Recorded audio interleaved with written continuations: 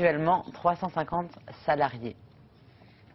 Si fumer tue, les mégots, eux, ont le droit à une nouvelle vie. Une société brestoise s'est lancée dans la collecte des filtres usagés en vue de leur recyclage. Quand elle se promène sur la commune d'Arzon dans la presqu'île de Ruis, Annick ne part jamais sans sa bouteille plastique. Pour une collecte peu engageante. En 2 heures, j'en ramasse 1000 dans les bons coins.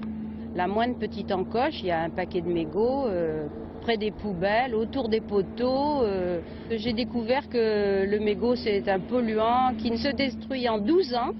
Offrir une seconde vie aux mégots de cigarettes, cette société des environs de Brest a lancé en juin une filière de recyclage. Après la collecte, elle envoie les mégots en Angleterre où se trouve une usine capable de recycler l'acétate de cellulose. Cette palette en plastique est à hauteur de 20 à 30% de base d'acétate de cellulose, donc on a retrouvé à partir de mégots usagés. Nous sommes avant tout collecteurs de l'ensemble des déchets de bureau en entreprise. Nous avons remarqué que de nombreuses structures n'avaient pas de point de tri pour leurs mégots de cigarettes. À savoir que leurs collaborateurs triaient déjà leurs bouteilles plastiques, leurs papiers, leurs gobelets, et se retrouvaient avec des mégots et finissaient par les jeter dehors.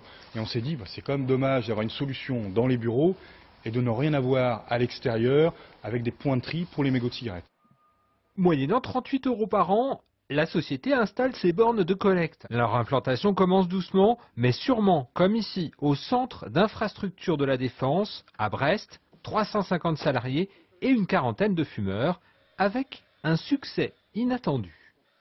Alors on s'est aperçu au bout de quelques jours que les agents qui travaillent à l'ESID amenaient les cendriers, enfin amenaient des sacs remplis de mégots de leur domicile pour les vider dans les containers. Donc au vu de cette action, on a compris qu'on avait bien fait de mettre au point cette collecte de mégots. Pour l'instant, l'implantation des bornes commence doucement. Une vingtaine de lieux en sont équipés, comme chez cette buraliste à Rennes. Donc je trouvais pas mal pour nous, buralistes, d'être aussi les premiers acteurs à pouvoir ne pas laisser les mégots de cigarettes traîner sur la rue. Le fruit de la collecte d'Annick, une fois recyclé, donnera près d'1 kilo de plastique. À Paris, 1 tonne de mégots est ramassée par jour. Le recyclage a de beaux jours devant lui. Et coup d'envoi de l'Extrême Glisse Festival en presqu'île de Crozon. Ce vendredi matin, l'heure était aux inscriptions sur la plage de Morgat. Durant 7 jours, les grands noms du windsurf vont s'affronter avec notamment l'avant-dernière étape du championnat du monde en vague.